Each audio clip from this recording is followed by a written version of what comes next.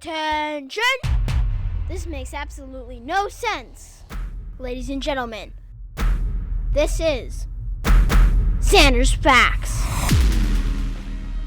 Oh my gosh! Hey y'all! What is going on? Welcome into the latest edition of the Zander's Facts podcast. I am, of course, the aforementioned Zander. It is episode 52 of the podcast here on Wednesday, February 2nd, 2022, which is actually 02/02/2022. So that's pretty cool. And it's also Groundhog Day. So that's also cool, I guess. And it's also the day that the Washington football team is announcing their new name, which I don't know it yet recording this podcast. So I'll probably have my reactions for you next week. But I swear if it's Commanders, I'm not going to be very happy. But that's not the reason why I'm yelling. The reason I am excited this week is because it is the official 1-year anniversary of the Zander's Facts podcast.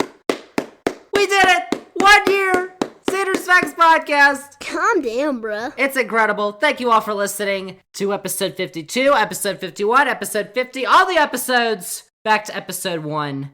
It has been 1 year, and we have done the Zander's Facts podcast every week for a year except for one, and it has been incredible. And this week, we got some big news to break for Zander's Facts. We're going to talk about that. We got a ton of stuff to talk about this week, but remember, if you like the Zander's Facts podcast, if you want to support the Zander's Facts podcast, if you think you're going to like the facts, even if you've never heard the facts before, go follow this podcast, download this episode 52, rate the podcast, review the podcast, then go on all your socials, Twitter, Facebook, Instagram, TikTok, Zander's Facts podcast, that's Zander with a Z, and most importantly, tell all your friends it is the 1 year anniversary of the Zander's Facts podcast. We call it Spreading the Facts. We've got a big podcast this week. We got a ton of stuff to talk about. We've got Virginia. Virginia has a new governor, and they're doing stuff. Uh-oh. And it might not be very good stuff, but we're going to talk about it on this podcast. We've also got the Supreme Court announcement. There's a big announcement last week. We're going to talk about that. The NFL, football, had their conference championship games last weekend, plus there's a little bit of news off the field. We're going to talk about that, all that stuff on this podcast. But first, what you all have been waiting for, I got two big announcements for the Zander's Facts podcast about the Zander's Facts podcast. We're going to start the podcast off with these big announcements. We're not going to have you waiting any longer.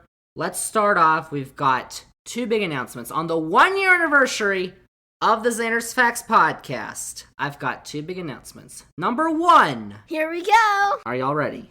Zander's Facts is heading to YouTube. Zander's Facts starting this week with this episode of the podcast. The podcast is now going to be available to listen on YouTube on the Zander's Facts podcast channel. Go check it out. We're going to post all our future episodes on there. And while you listen, you can look at this very nice background that we have going on. So you can now listen to the facts on YouTube, beginning with this episode, and all Zander's Facts episodes will be releasing on YouTube on the afternoon that they come out. So the podcast comes out in the morning. The video on YouTube will come out in the afternoon. So there you go. That's cool. That's the first big announcement. Everybody's like, oh my gosh, I could go watch Zander's Facts on YouTube with a nice background to listen to it. Oh my gosh. It's going to be incredible. So that's the first one. Number two is even bigger because it is an expansion of the Zander's Facts brand, okay? Get ready, everybody. Because Zander's Facts is officially expanding. We've only been doing the podcast for now. But today, Zander, myself, I am announcing that Zander's Facts is adding a weekly newsletter introducing Zander's Weekend Facts. That was the worst thing I ever heard. We are launching a Zander's Facts newsletter. It's going to come out every Sunday morning. It's basically going to be Zander's Facts, but in print form, because we only do the podcast once a week. And a week's pretty long, and a lot of news goes by in that week. And I miss a lot of stuff on the podcast. So, we're launching Zander's Weekend Facts every Sunday morning. It's going to come out, and it's kind of going to be Zander's Facts podcast, but Zander's Facts newsletter, I guess. Basically, it's just going to be everything Zander finds interesting. He's going to link it. He's going to give descriptions. You're going to see it. You're going to be like, oh my gosh. So you could be informed just like Zander. Zander's going to give you the facts in print form. Zander's Weekend Facts. So now you're wondering, how can you get this newsletter? Well, if you click the link in this episode's description, there's 3 links on there. It's the first link. It's a special link that you have to listen to the podcast to. Y'all are wondering what that link is. Go click it. You can enter your email, and Zander's Weekend Facts every Sunday morning will go straight to your inbox so you can read. How about that? A sure thing. So go click that link to sign up for Zander's Weekend Facts. You can get it in your email inbox every Sunday morning, and we are launching Zander's Weekend Facts not this Sunday, but the next Sunday, February 13th, which is also Super Bowl Sunday. That is when Zander's Weekend Facts is launching, and I'm super excited about it. Zander's Weekend Facts! Yep. If you haven't heard it enough, that is coming Sunday, February 13th. Sign up. Get it in your inbox right now. So there you go. Two big announcements for the Zander's Facts podcast. Zander's Facts is going to be on YouTube starting this week, and we've got Zander's Weekend Facts, a weekly newsletter that is starting on the 13th of February. Get it in your inbox. Sign up for that link! And you can also find the YouTube channel by going on YouTube, searching Zander's Facts, that's Zander with a Z, or going to the Linktree link that is linked in this episode's description. That's linktr.ee/Zander's Facts, and finding the YouTube link that is on the Linktree. So there you go. Two big announcements for the Zander's Facts podcast. It is exciting. I'm excited. I know. That is how we are celebrating the 1-year anniversary of the Zander's Facts podcast. How about it? You're welcome. So, with all that out of the way, let's get to the big stuff for this podcast. Episode 52. We have got a ton of stuff to talk about. We've got the Supreme Court. We've got football. But first, we are talking Virginia. And if you don't live in Virginia, you might not care about what I'm about to ramble about for the next half hour. But you probably should, because what I'm about to explain to you all is what happens when you elect Republicans to lead your state. You. As has been the case in the Commonwealth of Virginia. Because if you didn't know, if you haven't been listening to the podcast, there is a new governor in Virginia, and things are happening. Not necessarily good things, just things, which we are going to talk about because it has been officially 2.5 weeks since Governor Glenjamin took office, along with the Lieutenant Governor Winsome Sears and the Attorney General Jason Miyares in Virginia. And they were elected back in November by pretty slim margins. Glenjamin and Sears won by less than 2 points. Miyares won by less than a point. Nevertheless, they were the first Republicans to win statewide in Virginia since 2009. That was a fact. So why did they win? Well, basically 2 reasons. Because they pushed culture war garbage, like critical race theory, which has not, and is not, being taught in Virginia's public schools. And on the other side was Terry McAuliffe, who ran a absolutely pitiful campaign, capped off when he said at a debate that parents should not have a say in what students should be taught in schools, which, despite your stance on the matter, he should not have said if he wanted to get elected in Virginia. It was not a mandate by any means, which led many to believe that in a mostly blue state, that Glenjamin and co. would probably govern pretty moderately to appease a bunch of the Biden voters who switched over in a state that Biden won by 10 points. So far, that has not been the case, because Virginia continues to make national news day after day with all the stuff that Glenny and his buds are trying to do. So what are some of those things? Well, let's take a look. Zander has compiled a list of what Republicans in Virginia are trying to do and have implemented in the last few weeks. Let's begin with the executive orders that Governor Glenjamin signed on his first day in office, which was Saturday, January 15th.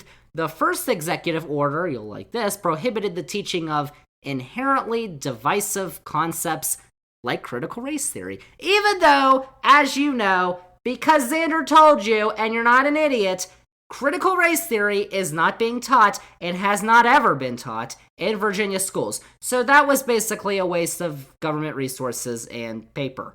Others included rescinding a statewide mask mandate for public schools. Despite that, over half of the school districts in Virginia announced that they will keep their mask mandates, and then 7 school districts announced that they would sue Glenny because he rescinded mask mandates. Fairfax County, Prince William County, Alexandria, Arlington, Falls Church cities, all those are in Northern Virginia, Hampton City, and Richmond City announced that they would sue Glenny. In addition, a group of parents in Chesapeake had filed a lawsuit against rescinding the mandate, as did the ACLU of Virginia.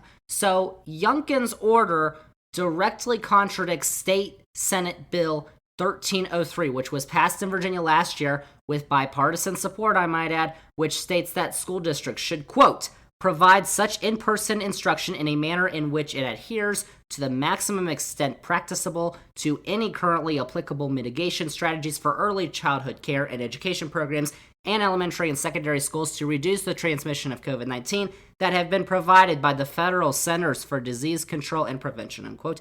So basically, the law that was signed last year requires school districts in Virginia to adhere to CDC guidelines in order to maintain in-person schooling. CDC recommendations and guidelines right now suggest you should be wearing a mask. So, technically, Glenjamin's executive order contradicts and possibly violates a state law. Whoops. So, that's why he's getting sued. So it remains to be seen whether the mask mandates are going to be able to continue for now, even though Glenjamin's saying that the mask mandate's probably going to be struck down. He's very confident, even though we'll see, because it is up to the state courts. Of course, it's pretty sad that wearing a mask is politicized because they actually help prevent you and others around you from getting COVID, which you would know because you listen to this podcast, and we've talked about it numerous times on this podcast. But, freedoms! America! And another note, Glenjamin sends his kids to a private school in Maryland, by the way, that has a mask mandate. So, take with that what you will. And Glenjamin's other executive orders included terminating the current Virginia Parole Board, which has been mired in controversy, establishing a commission to combat anti-Semitism, and rescinding a COVID vaccine mandate for state employees. Even though Glenjamin has gotten the vaccine and has told people to get the vaccine, he says rescinding the mandate is to ensure healthcare privacy. Even though that's the stupidest thing I've ever heard. Because we should be actively promoting people getting the vaccine. Because if you take a look at the vaccine rates for the U.S. compared to other developed countries, the other developed countries are going woo, woo, woo, woo, all the way to the top. The U.S. is stagnant because there's a bunch of dummies who won't get the vaccine. Probably because they're not listening to the Zander's Facts podcast, even though they should be. Zander warned you. Because, of course, the way we can end the pandemic is by getting everyone vaccinated. And getting rid of mandates discourages some people, from getting vaccinated, which is not good. Of course, all the wild and crazy misinformation craziness on the right and on the internet that's going on right now is making sure that a bunch of people don't get vaccinated because they believe Bill Gates is going to track you or you're going to die of 5G craziness or whatever. So, Glenjamin wants to protect all the crazies who won't get vaccinated because, of course, they voted for him. But that's all just the beginning of what's going on. Those are just the executive orders. The new Attorney General has been busy as well. Jason Miyares, who promoted legislation in the General Assembly that would expand the Attorney General's powers to prosecute crimes. The bill would allow for the Attorney General to start a prosecution of violent crimes at the request of a police chief or sheriff, which would allow the Attorney General to start a prosecution without the consent of locally elected Commonwealth's attorneys. That bill died in the democratically controlled state Senate, but it is still alive in the Republican-controlled state House. Miyares also exited Virginia out of a multi-state coalition of attorneys general that backed the EPA's authority to regulate greenhouse gas emissions from power plants, saying that the case would hurt coal jobs in Southwest Virginia. Oh no, because of course we should protect coal jobs at all costs, because coal is never going away, right? You're a liar! Because of course it would be silly and foolish to transition all those jobs from coal and non-renewable resources to clean and renewable energy resources like wind farms, solar farms, geothermal power plants, hydropower plants, any of that stuff, which we've talked about on this podcast. But, gotta protect the coal jobs. I mean, look how good that's turned out for West Virginia. Yikes! The poorest state in the country, by the way, which is also on the other side of that EPA case, which is going to the Supreme Court. Miyares also issued a legal opinion last week, his opinion, that Virginia state universities cannot require the COVID-19 vaccine for students, so now Virginia state universities have dropped their COVID-19 vaccine requirements. And he says that the General Assembly needs to pass a law that allows universities to require the COVID vaccine, such as 6 other vaccines that are already required. This is in contrast, however, to the previous Attorney General Mark Herring's opinion that universities have the authority to implement a COVID vaccine mandate. But don't worry, guys, because Miyares said that he's a proponent of vaccines, and he is also not concerned about the virus spreading rapidly on college campuses if there is not a vaccine mandate, because, quote, the communities that are most impacted by COVID-19 are seniors and those who have pre-existing conditions, unquote. You dummy. Well, I guess Jason might not know this, but college-age students are typically not the only individuals who are on college campuses, and that those students tend to go off campuses into those high-risk communities. So, once again, why are we discouraging people from getting the vaccine? Because I can probably assure you there are students who go to universities in Virginia who probably would not have gotten the COVID vaccine if it was not mandated by their university. You hate to see it. And Virginia's universities are basically saying they can't do anything about it because the new administration would probably threaten to withhold state funds if they went ahead with their vaccine mandates, which apparently is perfectly fine. But, my freedoms! Gotta protect those. And Miyares additionally said recently that masks have been creating a mental health crisis among school-age kids. Of course, he said this on Fox News because, out of all the things that are going on in the world right now, masks are really setting kids over the edge. I don't think so. I mean, really? I seriously doubt, being in public schools myself recently, that is not true. And then Miyares fired the top counsels at the University of Virginia and George Mason University, and the top counsel at UVA was on leave from the university as he is a top investigator for the U.S. House panel investigating the January 6th insurrection at the Capitol. So, there you go. It's also rare in Virginia and any other state for a state attorney general to fire the top lawyer at a public university. So, academic freedoms. There you go, I guess. But, he was also working on the terrible insurrection committee who's trying to destroy our great Donnie Boy. How could they? These are not Zander's facts. So, there's all that. That's the attorney general. So, with all that, now let's get to the General Assembly, because Republicans retook control of the State House of Delegates in November. However, Democrats, this is key, Democrats hold a 1-seat majority in the state Senate. So, in the General Assembly right now, Republicans are currently taking a look at a bunch of stuff, including marijuana. Cool facts, bro. Virginia Democrats decriminalized and then legalized marijuana possession in Virginia, and Republicans are currently looking at those bills from 2 years ago. However, Glenjamin and Republicans have said that they will not attempt to repeal personal possession, and instead, Republicans are looking at how to set up the commercial market, with retail sales set to begin in 2024. There's a bunch of bills looking at that. There's also a bill in the state Senate that would ban public schools and universities from requiring masks, sponsored by none other than the glorious Trump and Heels Amanda Chase. However, it is not expected to pass because Democrats hold the majority in the chamber. House Republicans also blocked a bill that would make it illegal for police to forge documents to use in interrogations. That bill was introduced by Democrats after it was revealed that in at least 5 police interrogations in Virginia Beach, police had shown suspects fake DNA reports on Virginia Department of Forensic Science letterhead. What? The Senate did vote, however, to require police to tell drivers why they were pulled over before they request a driver's license and registration. However, that bill is expected to die in the House because Republicans unanimously opposed the bill in the Senate. And then Democrats in the Senate voted down a bill that would have required school boards to develop policies on the selection and evaluation of materials in school libraries and required parental permission before any student could check out a book involving parental consent. Before it was amended, however, that bill would have also required school libraries to remove books that could be considered, quote, grooming materials, quote, because, cancel culture is very bad. when it's against Republicans. But, we should try to ban some books.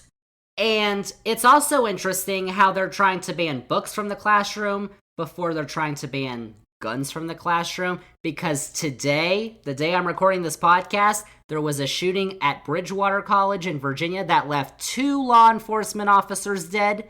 But, we gotta get all the books out from the classrooms and the masks, because those are the things that are causing the mental health crises in the kids. It's not the daily reminders of school shootings and the school shooting drills that we have to do. It's the masks and the books. Those are the issues in the classroom, apparently, according to one party. Disgusting! So there's that. There's also a bill that's likely to pass both houses that would require, once again, school principals to report many misdemeanor level offenses to law enforcement after a 2020 law made it an option to report certain incidents on school property. That bill came after Virginia was ranked in 2015 as the worst state in the nation when it came to student referrals to law enforcement, often for low-level offenses that disproportionately affect students of color. So maybe that's not the solution to the problem. Republicans also want to require police in every public school in the state. In regards to voting rights, the Senate blocked a bill that would make photo IDs mandatory for in-person voting. Other bills in the General Assembly would shorten the early voting window from 45 days before an election, would require voters to give an excuse of why they should be allowed to vote absentee, would repeal the state's permanent absentee voting list, which lets people receive ballots by mail in every election and not have to make a separate request for each election, and would also ban ballot drop boxes.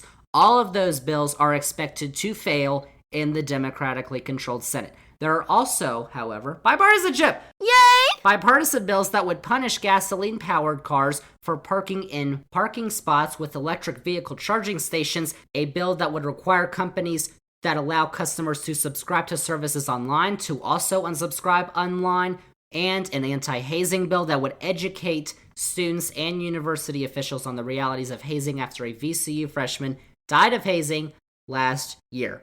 And finally, Democrats are attempting to block Glenjamin's nomination for the Secretary of Natural Resources, whose name is Andrew Wheeler. You might know that name, because Wheeler is a former coal lobbyist who served as the head of the EPA under Donnie Boy, a time when the EPA dismantled numerous pollution rules and other clean air and water safeguards to the benefit of extractive industries that Wheeler was once a lobbyist for. And Wheeler also downplayed the threat of climate change and sidelined scientific advisory committees while he was the head of the EPA. And the AFGE Council 238, which represents over 7,500 EPA employees across the country, sent a letter to the Virginia Senate writing that Wheeler, quote, destroyed or weakened dozens of environmental safeguards at the EPA with the sole intention of bolstering polluting industries' profit margins, unquote. Democrats have sent all of Glenjamin's nominees to the floor in the Senate for a vote, except for Wheeler. And even if he is not confirmed, Glenny could probably still place him in an appointed position in the administration, which doesn't require Senate approval. So there's also that. Why would you do this to me? And Glenjamin finally also announced that he would add $3.5 billion in budget amendments to the budget that was left by the former governor Ralph Northam. The only problem with that is that he came up with no ways to pay for them, and state governments cannot run a deficit. So there you have it. Fact! So after all that stuff that I just went on about, would you consider a bunch of that stuff moderate? I would say no. Crazy right-wing nutty stuff? You betcha. But hey, at least there's no more critical race theory, right guys? Critical race theory is gone! Oh my gosh, we're saved! Evil! Of course, the only issue is that there was no critical race theory in the first place. So, it was a lie. And all of this is basically just to be said that Virginia should be a warning sign to states across the country that this is what will happen when you elect Republicans right now. Not to mention there are several Republican members of the General Assembly, Amanda Chase, who probably still believe that Donnie Boy won the 2020 election, even though you all know he did not. This is not a both sides issue, too, because I'm pretty sure Democrats did not go all wacko mode and storm the Virginia state capitol to stop Youngkin from being inaugurated. No, that was Republicans who tried to stop a Democrat from being president. That was an insurrection, as they basically did what their leader instructed them to do. We're going to go down, march to the Capitol. So basically, the only thing that is stopping Virginia right now from being full-on right-wing craziness hell like Texas and Florida is a one-seat majority in the state Senate for Democrats. Good to know. Basically, that just goes to show why this year's midterms are so important, not just at the federal level, but at the state and local levels. When you see all the legislation that's being passed in Georgia, in Florida, in Texas, in other Republican states, that is trying to ban books from the classroom. In Tennessee, they're trying to do that. That is trying to take voting rights back to the Jim Crow days, which is wasting their time banning something that's not being taught in public schools. Like, this is the main issues for Republicans right now, and, like, it doesn't even make any sense. So, there you go. Now everyone in Virginia knows what Glenjamin's up to, because a lot of people thought, oh, he's a nice, moderate guy. He's just a sweater-wearing vest nice guy. He won't do anything crazy, even though he's doing some pretty crazy stuff. The Attorney General is doing some pretty crazy stuff, and apparently we're going to have to put up with this for 4 years, all because a bunch of people were lied to about critical race theory being taught to their kids. Apparently.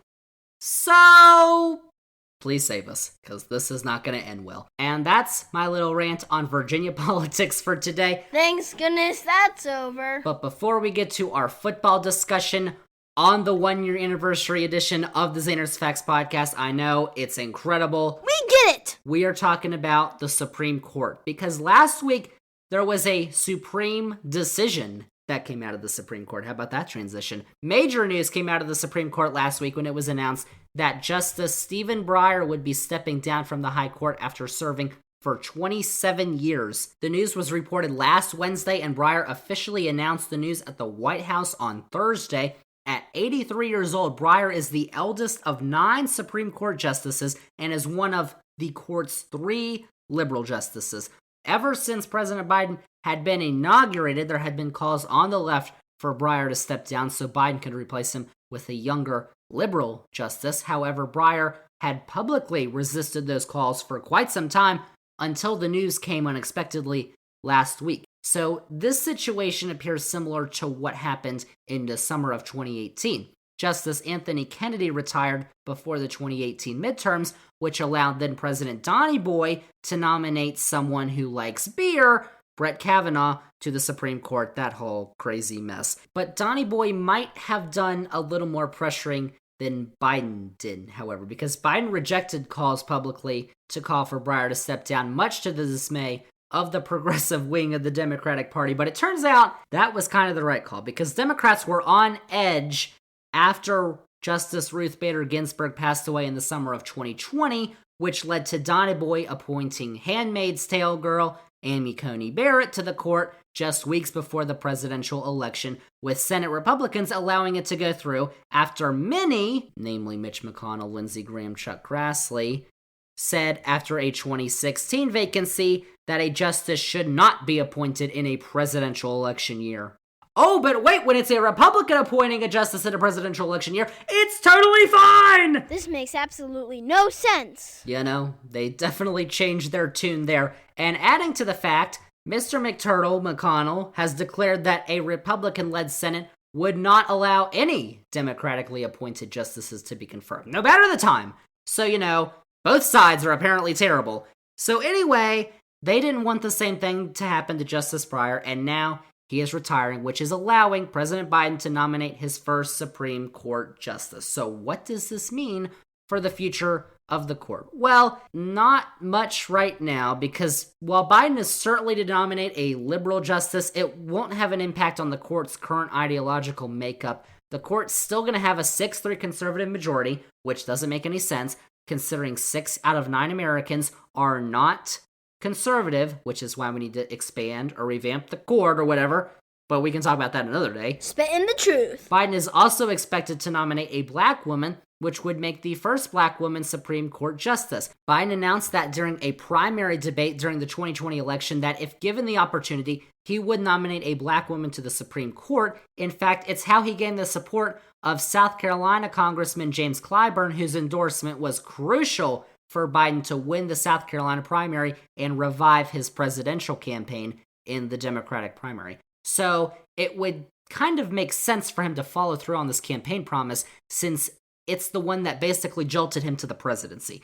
And all signs appear that he's going to follow through as well, despite opposition from Senate Republicans. Oh, how about that? Such as Texas Senator Rafael Edward Cruz, also known as Ted, who called it quote-unquote offensive to say Biden would nominate a black woman, and then the other day put on Twitter that he should nominate Candace Owens, even though Candace Owens does not have a college degree. Sorry, not sorry. And is also a crazy nutjob grifter.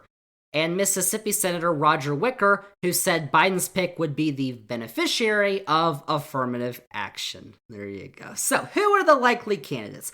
Well, first off, a bunch of names have been thrown out into the wild, into the crazy internet realm, and I can pretty much eliminate a bunch for you right now. It's not going to be Barack Obama.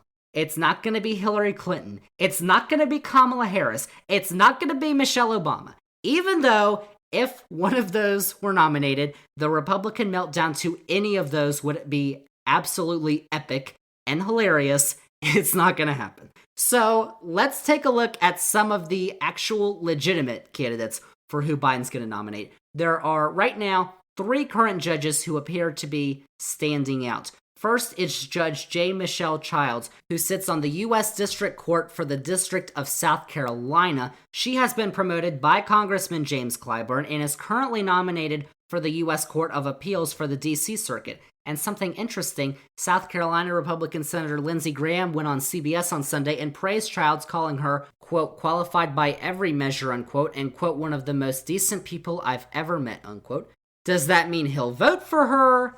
We'll see. Please. Judge Ketanji Brown Jackson sits on the U.S. Court of Appeals for the D.C. Circuit and was on President Obama's shortlist for a Supreme Court nominee back in 2016. And Justice Leandra Kruger currently sits on the California Supreme Court and is a former Deputy Solicitor General. So from all the indications so far, those are the 3 that appear to be separating themselves from the pack. But other names on a potential shortlist include the Ninth Circuit Court of Appeals Judge Holly A. Thomas, District Judge Wilhelmina Mimi Wright, Second Circuit Judge Eunice Lee, and Civil Rights Attorney Sherilyn Ifill. So those are a bunch of the names you're probably going to be hearing over the next month or 2. So can Republicans do anything about it? Not really, because they don't have control of the Senate, and it appears that some Republicans are probably going to be willing to vote to confirm Biden's nominee as well, depending on who she is. So be on the lookout for this news, because President Biden is expected to name his pick in the next month or 2, with the process expected to be wrapped up by the summer. So all that's very interesting stuff. And that's our politics for this week. But episode 52 of the podcast is not done, because we have got sports coming up, namely football, because the conference championship games were last weekend. They were pretty good. We're going to talk about them. There was some other off-the-field stuff going on in the NFL. We'll talk about that. We're not going to talk about soccer, though, like we did last week, because the U.S. lost to Canada 2-0. Man, that was rough. It was utterly garbage. They did not play well at all for a big game in CONCACAF World Cup qualifying. It was a mess. It just left my Sunday a giant mess, hole in my heart. It was terrible. Quit whining. But they could still try to redeem themselves, because the U.S. plays Honduras on Wednesday night this week. If you're listening to the podcast on Wednesday, tune in on Wednesday night. But we're not talking about soccer. We're talking about football coming up right here as the Zander's Facts podcast continues.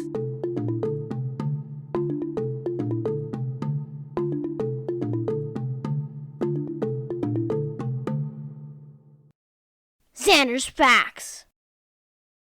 Zander's Facts podcast. Welcome back, everyone. Thank you all for listening to episode 52, 1-year anniversary of the Facts. Let's wrap up this big episode talking about some football, because the conference championships in the Professional Football League in the United States of America occurred last weekend. And of course, it was another great round of games. Just like the divisional round we had 2 weekends ago, produced 4 great games. We got 2 great games this weekend. So let's take a look back at what transpired this weekend. First up, it was the AFC Championship game between the Bengals and the Chiefs. Chiefs are trying to go to their 3rd straight Super Bowl. Whoa. It looked like, though, the game might have been over early. The Chiefs had a 21-3 lead in the second quarter before the Bengals scored 18 unanswered to tie the game at the end of the third quarter, 21-all. Surprise, surprise, it was Joe Burrow again. He threw touchdowns to Samaje Perine, the running back, and Jamar Chase, and finished the day with 250 passing yards. A fourth quarter field goal gave the Bengals their first lead of the game with 6 minutes left, 24-21. However, they gave the ball back to Chiefs quarterback Patrick Mahomes. But unlike what happened against the Bills last week, the Chiefs' offense played relatively conservative in the final few minutes. They got a bunch of short yardage plays, which kept the ball rolling, kept them moving down the field, and they were in the red zone in the final 2 minutes when the Bengals defense finally proved stout because they stopped the Chiefs and actually almost ended the game when Mahomes lost the ball. A Chiefs offensive lineman recovered it, but their kicker, Harrison Butker, got a 44-yard field goal to send the game to overtime. The Chiefs' second straight overtime game. You all remember last week's game against the Bills. What are you talking about? And just like last week, everyone thought the coin toss would be crucial because everyone thought the team that got the coin toss would win the game. Last week, Kansas City got the coin toss, they won the game. Well, this week, Kansas City also got the coin toss. So everybody's like, oh my gosh, Kansas City's going to win the game, including me. Zander said that was going to happen. However, that did not happen because Mahomes nearly threw a pick on the second play of overtime, and then on the next play, he did throw an interception. So now the Bengals and Joe Burrow had the ball, and Joe Burrow did not disappoint. He got the Bengals down to the Chiefs' 13-yard line before he set up their rookie kicker, Evan McPherson, for a game-winning 31-yard field goal, sending the Chiefs home and the Bengals to the Super Bowl for the first time since 1988, with a chance to win their first championship game in franchise history. How about that? The Bengals won 27-24, and it was the third time that the Bengals were in the AFC Championship game. They have won all 3 of those games, but they've never won the Super Bowl. That's a fact. They got the chance! Cincinnati's in the Super Bowl! As Zander did not predict, sadly. However, I'm okay with it, because Bengals are a good team to root for. So, that's the AFC Championship game. Let's go to the NFC Championship game. It was a rivalry matchup between the 49ers and the Rams at the site of this year's Super Bowl in Los Angeles. San Francisco was looking for their 7th straight win against the Rams after they swept the 2 regular season matchups, and they were well on their way in this game. A third quarter touchdown to their tight end George Kittle gave the 49ers a 17-7 lead, but it was the last we would hear anything from the 49ers offense because the Rams, their quarterback Matthew Stafford, their offense, they went to work in the fourth quarter. Cooper Kupp, their wide receiver, got a second touchdown pass of the day in the first 2 minutes of the quarter, and their kicker Matt Gay hit a 40-yard field goal with 6:49 left. That tied the game. So with the pressure on the 49ers, they went 3 and out, and they had to punt on the next drive, with Stafford leading the Rams down to the 12-yard line, giving their kicker Matt Gay a 30-yard field goal to give LA the lead.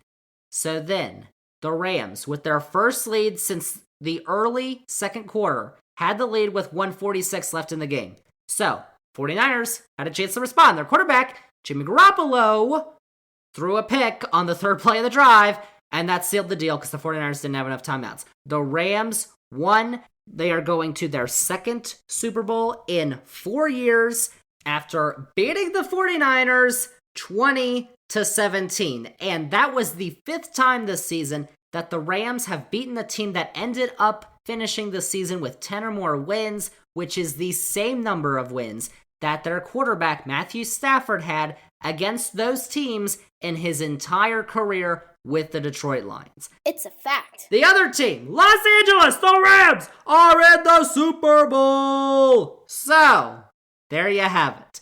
This year's Super Bowl matchup is set. It is the Cincinnati Bengals and the Los Angeles Rams. Big game alert! It is going to be played at SoFi Stadium in Inglewood, California. It is the second time ever that a team playing in the Super Bowl is playing in their home stadium. Of course, the last time it happened was last year with the Buccaneers. However, unlike the Bucs last year, the Rams are not designated the home team because that distinction actually flips between conferences each year. Last year, the NFC was the home team. This year, it's the AFC. So the Bengals are actually the home team, so they get to choose the jerseys that they're going to wear for the game first, but the Rams will still be in their home locker room at SoFi Stadium, and the Rams will be the road team, so they get to call the coin toss to start the game, and potentially if there's overtime. So, interesting. But to get to the big game, both of these teams had to overcome double-digit deficits in their conference championship games. And you're probably thinking, well, that's probably the first time that's ever happened. Actually, it's not, because it has happened before. In 1998, the Falcons overcame a double-digit deficit to the Vikings, and the Broncos did the same to the Jets to advance to this big game. It's the truth. It is going to be a great game in 2 weeks with lots of storylines, intrigue.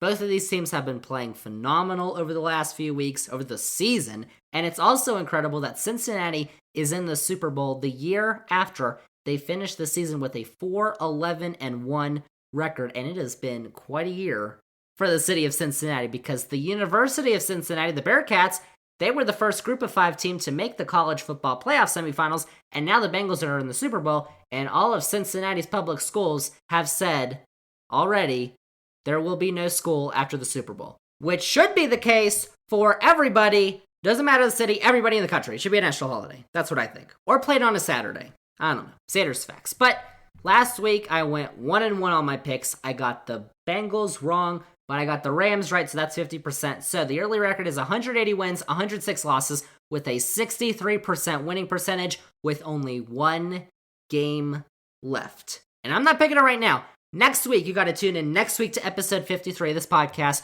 for our Super Bowl preview show. It's going to be amazing. Get ready for it. Zander's facts. I didn't ask that. So that's what happened on the field. But there have been a couple of storylines of what's going on off the field in the NFL too, namely Tom Brady. Tom Brady, the quarterback of the Tampa Bay Buccaneers, officially announced on Tuesday that he is retiring at the age of 45 from the National Football League. He is done. It was reported, though, on Saturday by Adam Schefter and Jeff Darlington of ESPN that he was going to retire. However, Brady's camp basically came out and refuted those reports and said he hasn't made a decision. And then on Monday, Tom Brady hosts a weekly podcast that came out on Monday. He said he was still not decided. But then everything comes out on Tuesday. He has an Instagram post. He writes all this stuff, blah, blah, blah. So Tom Brady's done. So he's retired, finally, at 45 years old. Everyone else in the league was like, oh, thank goodness. But that was one story. The other story that broke on Tuesday was also very interesting because it was revealed on Tuesday that Brian Flores, who was the former head coach of the Miami Dolphins, filed a lawsuit against the NFL, the New York Giants, the Denver Broncos, and the Miami Dolphins alleging racial discrimination. Flores was the head coach of the Dolphins. He was fired after the season, even though Dolphins did okay, and he says in the lawsuit that the New York Giants interviewed him for their vacant head coaching job under disingenuous circumstances, as Flores had found out 3 days before his interview that the Giants had already decided to hire Brian Daboll, who was the Bills' offensive coordinator, who they have since hired. How did he find that out? Because it has been revealed his text messages, Brian Flores, to Bill Belichick. Apparently, Bill Belichick texts, which is amazing. But Bill Belichick texted Brian Flores, congratulations about the Giants job, and Flores was like, well, I'm interviewing them on Thursday. And then Bill Belichick was like, oh, I meant to send those texts to Brian Daboll, not Brian Flores. And Brian Flores responds, thanks, Bill. Oh my gosh. Oof. So Flores alleges in his lawsuit that his interview with the Giants was a ruse so that the team could demonstrate falsely to League Commissioner Roger Goodell and the public at large that it was in compliance with the Rooney Rule, which requires all teams to interview at least 2 minority coaching candidates for their head coaching positions. So, there you go. That's obviously, we're just getting details about this here on Tuesday evening, but that's obviously going to be a story for a little while, and it's probably going to be something that we revisit on this podcast. But that's all I've got to talk about this week on the Zander's Facts podcast. That is episode 52, the 1-year anniversary of the Zander's Facts podcast. It is all done. Thank you all for listening, and remember, if you liked all the facts that were on the podcast this week, if you've liked all the facts that have been on for the previous year on this podcast, click the follow button on this podcast, download this episode 52, rate the podcast 5 stars, review the podcast, nice things, and then go on all your socials, Twitter, Facebook, Instagram, TikTok, Zander's Facts, that's Zander with a Z, go heart, like all the post stories, whatever, and then tell all your friends about the Zander's Facts podcast. Spread the facts! Zander's Facts podcast, 1-year anniversary. And remember our 2 big announcements from earlier in the podcast.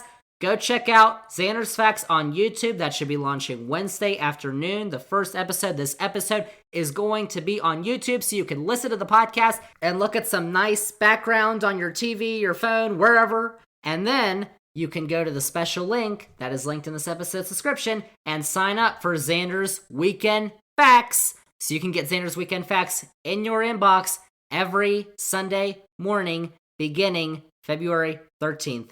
It's going to be awesome. Zander's Facts Podcast, Zander's Facts YouTube, Zander's Weekend Facts. Next week is episode 53 of the podcast. We, of course, have the Super Bowl preview. We're going to talk all about the big game. Bengals, Rams, who's going to win. Zander's going to tell you. And we've got an updated look at the college basketball season because we haven't talked about college basketball in forever, since the beginning of the season, my preview, and that has not turned out, we'll talk about it. We'll talk about all those things next week on the podcast, episode 53, but that is it. That is a wrap on episode 52 of the Zander's Facts podcast, the 1-year anniversary of the facts. Thank you all so much for listening, and we'll see y'all with episode 53 next week.